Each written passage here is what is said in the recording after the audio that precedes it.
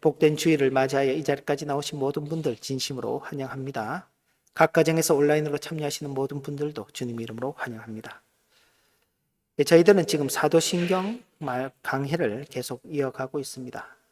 지난 시간 저희들은 하나님의 유일하신 아들 그리스도 그분을 믿는데 그분은 성령으로 잉태되어 동정녀에게 탄생하시고 그리고 본디오 빌라도에게 고난을 받으신 후에 십자가에 못 박혀 죽으셨다라는 그 말씀을 살펴보았습니다. 오늘은 그 다음 장사되시고 3일 만에 다시 살아나시고 부활하시고 하늘로 오르신 그 내용들에 대해서 살펴보아야 하는데 그 중간에 바로 주님께서 십자가에 못 박혀 죽으신 그 사건이 우리에게 얼마나 놀라운 신비로운 일인가에 대해서 잠시 살펴보고 넘어가기를 바랍니다. 십자가 사건의 신비입니다. 2000년 전에 십자가에서 그리스도께서 죄인인 우리가 마땅히 받고 당할 형벌을 다 받고 죽으셨을 때에 아주 신비하게도 우리의 옛사람이 그 사건 안에서 그리스도와 함께 죽는 일이 발생하였습니다. 2000년 전에 주님께서 십자가에 죽으시면서 그리스도 안에서 우리도 주님과 함께 죽는 일이 발생한 것입니다. 그래서 십자가의 신비라고 말하는 것입니다. 이는 그리스도와 우리 사이에 신비한 하나됨의 그 가운데서 발생한 일입니다. 시간적으로나 공간적으로 우리는 주님과 멀리 떨어져 있습니다. 그러나 하나님의 능력으로 신비한 하나됨의 그 연합 가운데에서 이 놀라운 일이 발생하게 된 것입니다. 그리고 바로 이런 놀라운 일들은 우리에게 여전히 영향을 미치고 있는 것입니다.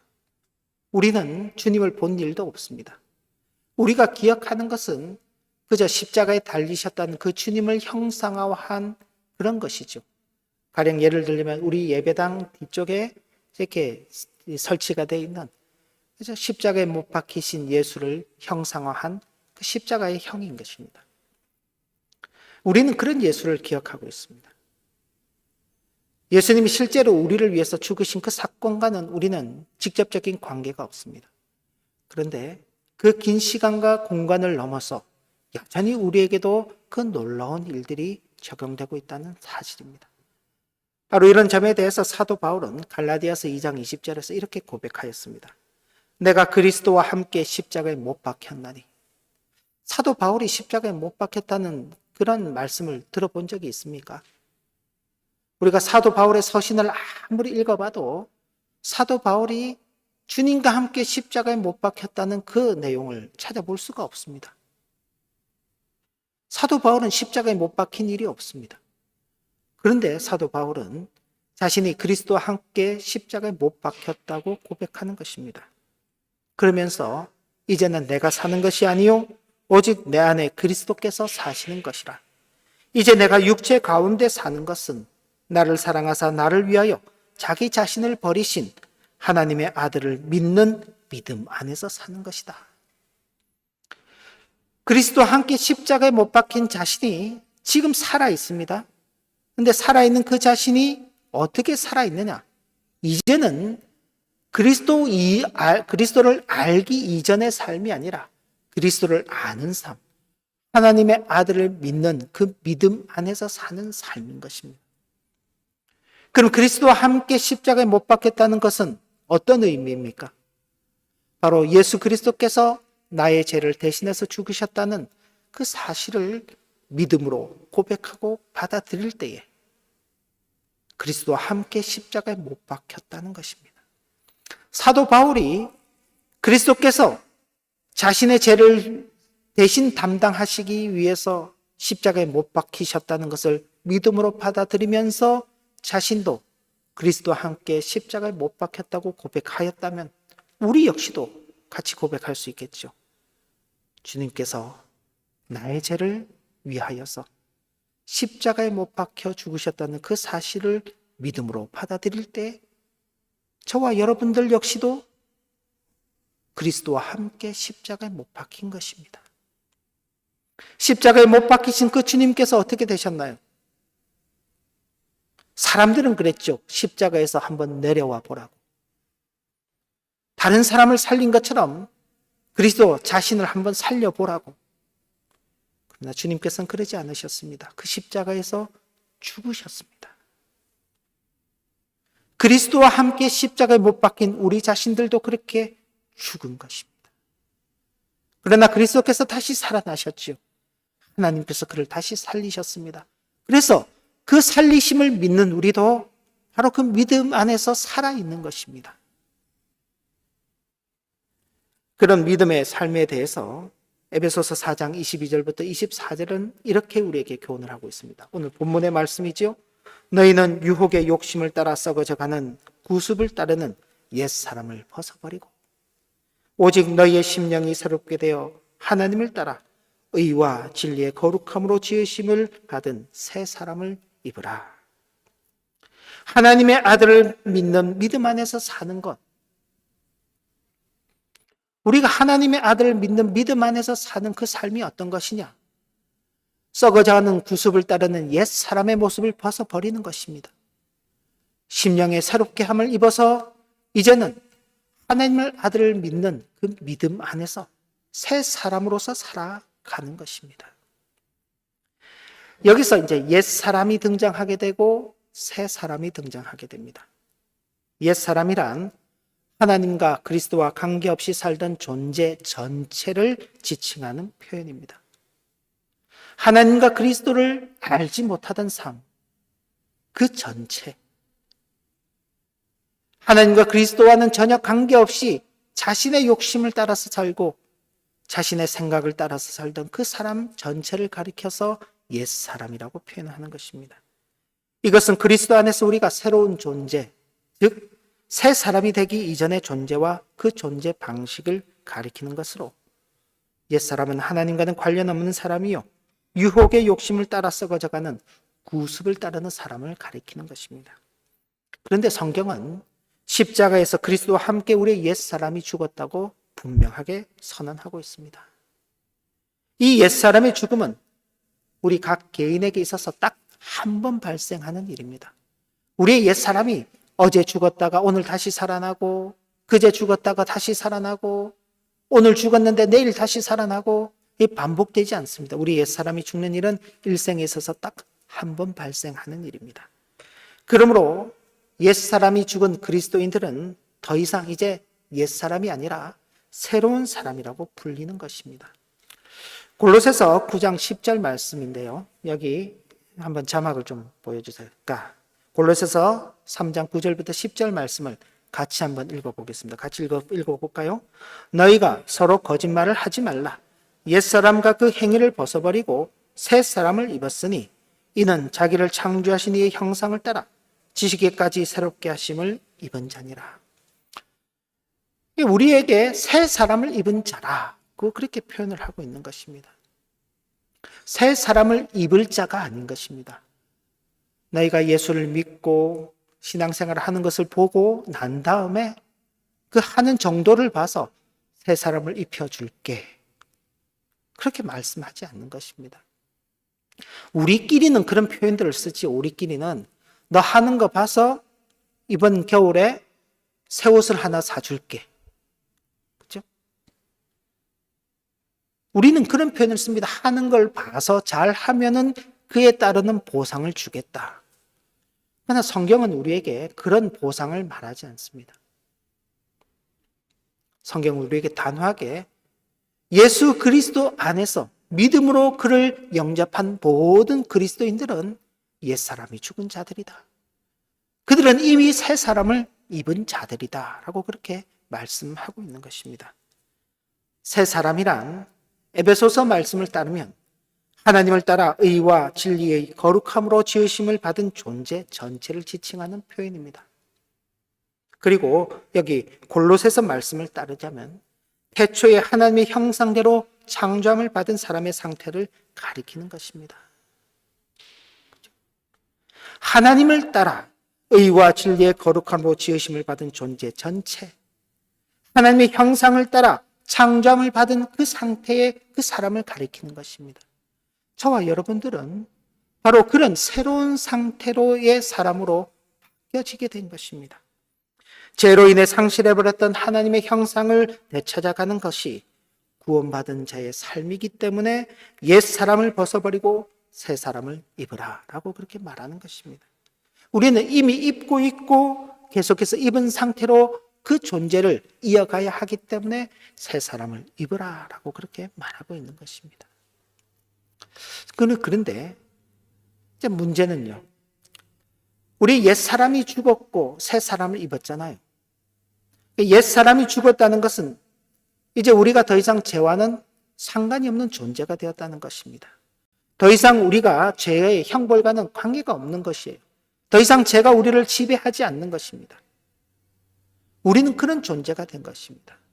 죄와는 상관없이 죄의 형벌도 우리와는 상관이 없는 것입니다. 왜? 예수 그리스도께서 우리가 지은 모든 죄, 우리가 지을 모든 죄까지 다 우리를 대신해서 속량해 주셨기 때문에 그런 것입니다. 이는 죄의 형벌과 관계없는 존재가 되었다는 것과 죄의 세력과 관계가 없는 존재가 되었다는 이중적 의미를 가지고 있습니다. 죄의 형벌과도 관계가 없고, 그래서 우리는 우리가 지은 죄로 말미암아 지옥에 갈까 봐 두려워하지 않는 것입니다. 우리가 죽으면 어떻게 되는가? 우리는 마땅히 하나님의 품에 안겨서 그분의 영원하신 그 나라에서 살게 될 것입니다. 우리 자신을 보면 그럴 자신이 없죠. 우리 스스로를 보면은 우리는 늘 죄를 짓고 있기 때문에 그런 것입니다. 그러나 우리 자신이 아닌 우리를 대신해서 이 모든 형벌을 대신 짊어지신 그리스도 안에서 이 은혜가 우리에게 주어지기 때문에 그런 것입니다. 그래서 우리는 더 이상 죄의 세력과는 관계가 없는 존재가 되었습니다. 그리스도의 죽음과 함께 죽은 우리의 옛 사람의 죽음에서 우리의 과거, 현재, 미래의 모든 죄에 대한 형벌이 다 내려졌기 때문에 그렇습니다. 그래서 우리는 죄의 지배로부터도 해방이 된 것입니다. 근데 문제는요, 물론 우리가 그렇게 새 사람을 입은 존재이지만 어떤가요? 여전히 죄의 부패성이 우리 속에 남아있기 때문에 우리는 그 죄의 부패와 싸워가야 하는 것입니다. 늘 끊임없이 그 죄된 생각이 우리 속에서 끊임없이 일어나고 있는 것입니다. 이 세상의 것을 보면은 부럽고 그것을 가지고 싶고 할 수만 있다면 뺏어서라도 내 것으로 만들고 싶은 것이 그게 인간의 어떤 본연적인 욕심입니다. 그죠? 좋은 집을 보면 누가 저런 좋은 집을 나에게 좀 주면 좋지 않을까? 그죠? 좋은 차를 보면은 나도 저런 차를 타고 싶은데. 그죠? 그런 욕심들이 끊임없이 생기는 것입니다. 그런데 그런 욕심들과 우리는 맞서서 싸우죠. 어떻게 맞서서 싸웁니까? 지나친 욕심은 금물이다. 그죠? 지나친 욕심은 우리를 해롭게 한다. 사람이 자기가 열심히 수고하고 노력한 그 대가로 하나님께서 은혜를 베풀어 주시는 것들을 통해서 내 힘에 닿는 대로 먹고 살아가는 존재다.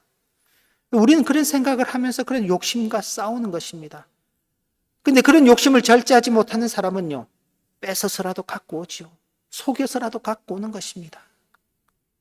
자기 힘과 능력을 통해서 얼마든지 그 세상의 것을 가지려고 하는 것이죠. 우리가 새 사람을 입었다는 것은 바로 그런 면에서 차이가 나는 것입니다. 우리는 그런 죄에 부패된 그 속성과 끊임없이 싸워가는 것입니다. 그렇다고 해서 우리가 늘 승리하는 것은 아닙니다. 때때로 우리는 그런 싸움 가운데서 실패하게 되고 범죄하게 되는 경우들도 있습니다. 그럴 때 어떻게 되나요? 한번 죄 지었으니까 계속 이 죄 가운데 살아야지 뭐. 그렇게 생각하지 않죠. 세상 사람들은 그렇습니다. 이미 망한 인생, 이미 망친 인생, 될 대로 되라지 마음대로 살아가는 것입니다. 그런데 우리는 그렇지 않습니다. 내가 왜 그런 실수를 했지? 내가 왜 그런 또 죄를 지었지? 하나님 앞에 나가 용서를 구하고, 하나님 저의 죄를 용서해 주시옵소서. 이는 그 죄에 굴복하지 않도록 저를 굳건하게 붙잡아 주시옵소서. 제게 기회를 주시면 제가 새롭게 다시 일어서기를 원합니다. 다시 믿음 안에서 살아가기를 소망합니다. 하나님, 제게 새로운 기회를 주시옵소서라고 그렇게 나가죠. 죄에 머물러 있지 않는 것입니다. 그 죄를 털고 일어서려고 하는 것입니다. 이게 우리가 새 사람을 입은 것이죠. 그러면서 우리는 성령을 쫓아 행하는 일, 성령의 가르침을 따르는 일, 성령의 감동하심 가운데 살아가는 일을 소망하게 되는 것입니다.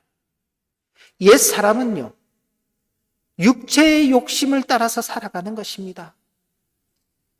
남들이 갖고 있는 좋은 것, 이 세상의 것을 부러워하고 그것을 추구하며 살아가는 그 옛 사람이 우리의 모습이었는데, 그 썩어져가는 구습을 따르는 옛 사람을 벗어버리는 것입니다. 그리고 이제 새 사람을 입지요. 성령의 소원을 따라서 살아가는 것입니다. 하나님이 기뻐하시는 것이 무엇인지를 소망하는 것입니다. 내게 주어진 이 직장 속에서 하나님께서 기뻐하실 일이 무엇일까? 내가 다니는 이 학교에서 하나님께서 기뻐하시는 일이 무엇일까? 우리가 이루고 있는 가정에서 하나님이 기뻐하시는 일이 무엇일까?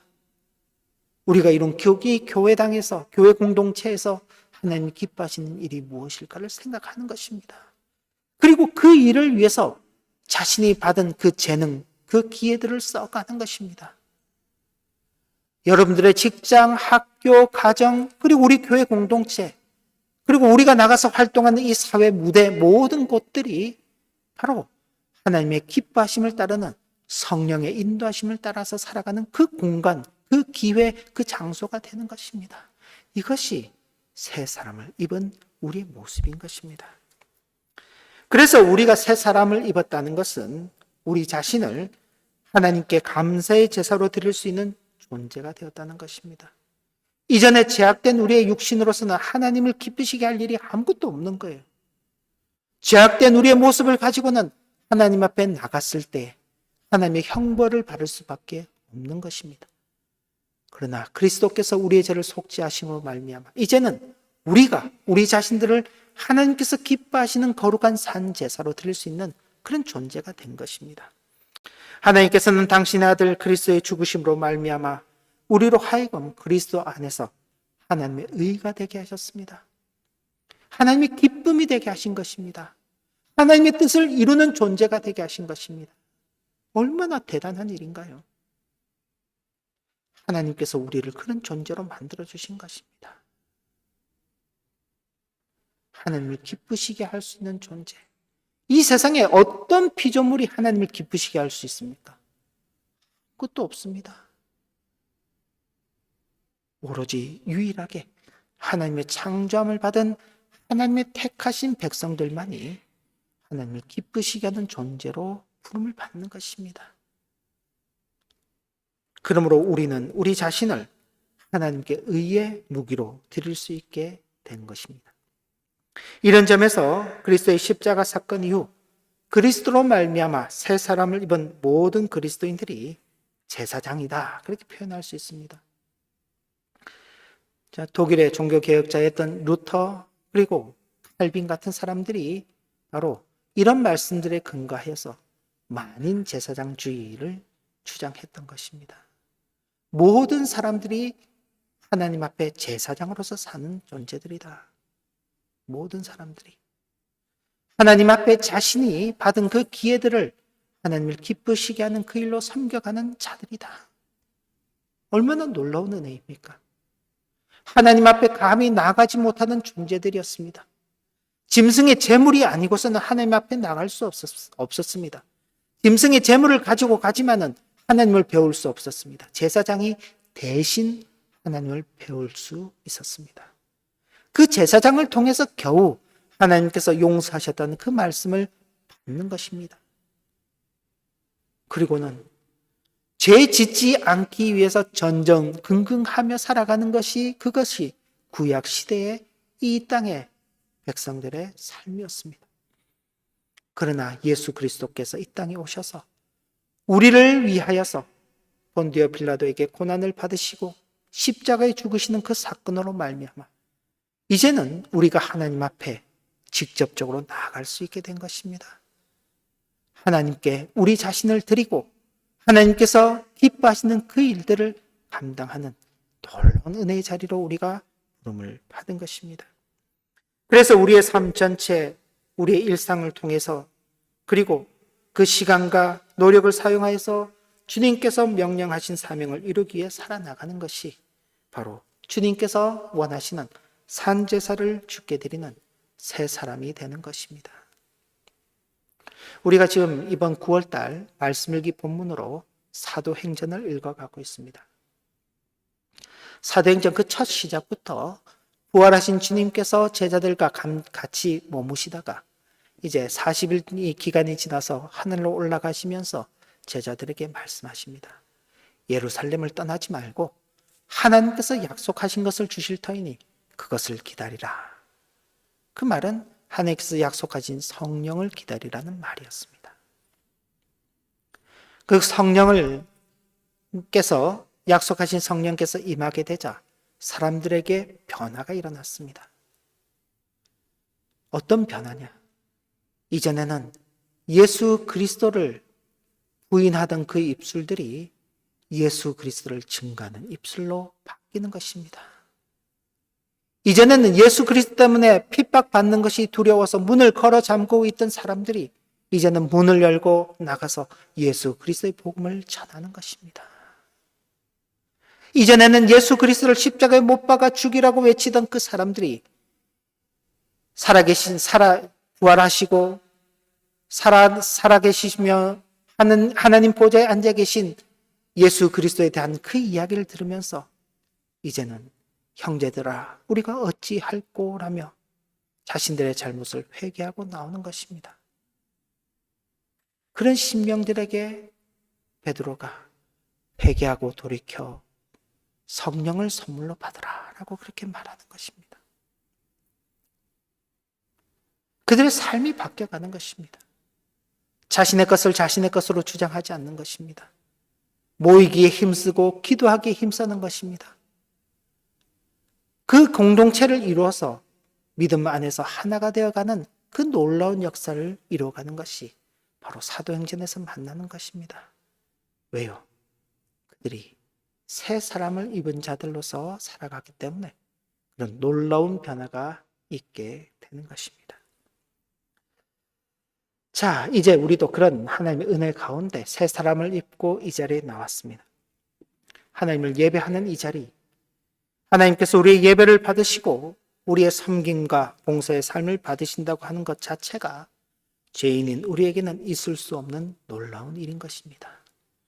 그러므로 이 예배의 자리에 나오게 된 것에 대한 깊은 감사와 감격이 우리 가운데 늘 있어야 할 것입니다. 이걸 놓쳐버리면 주일날 하나님 앞에 예배하러 나오는 것이 부담스럽고 짐이 되는 것입니다.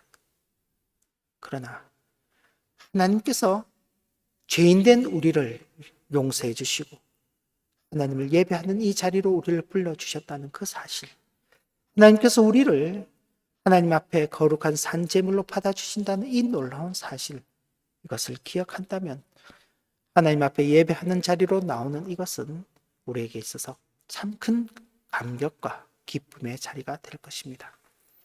우리가 주께 드리는 삶의 열매는 우리를 새 사람으로 만드신 주님께 대한 감사의 표요, 감사의 제사라는 사실을 분명히 기억하면서 우리의 일생을 통하여 새 사람으로서의 신실한 삶을 살아가는 우리 모두가 되시길 진심으로 기원합니다. 기도합니다. 하나님 아버지, 오늘도 주신 교훈의 말씀을 마음에 새기며 십자가 사건의 그 놀라운 신비가 우리에게 새 사람을 덧입게 하는 놀라운 은혜로 찾아왔습니다. 옛 사람을 벗어버리고 새 사람을 입은 성도답게 우리의 모든 삶을 하나님께서 기뻐하시는 거룩한 산제물로 드려드리는 이 일을 잘 감당하며 살아가는 복된 성도 일생이 되도록 은혜 베풀어 주옵소서. 예수님 이름으로 기도 올리옵나이다. 아멘.